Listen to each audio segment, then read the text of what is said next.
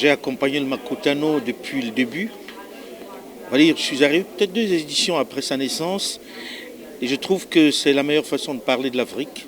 L'Afrique qui gagne, l'Afrique du privé, l'Afrique des investisseurs, l'Afrique de ceux qui entreprennent.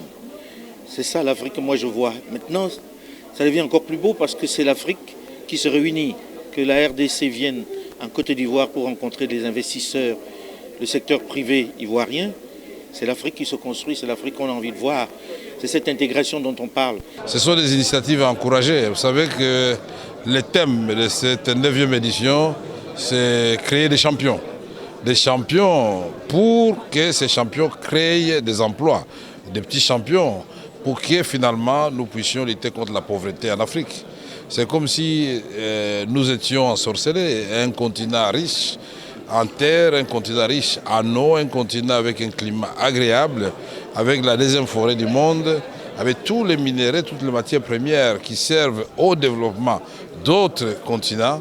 Il est temps que l'Afrique prenne rendez-vous avec sa propre histoire. Le panel, il était essentiel de montrer que pour que le continent se développe, il faut qu'on fasse émerger des champions africains. Chaque pays doit faire émerger réellement des champions africains qui vont permettre justement de construire nos pays, de développer nos économies, de créer des emplois, de faire germer des écosystèmes.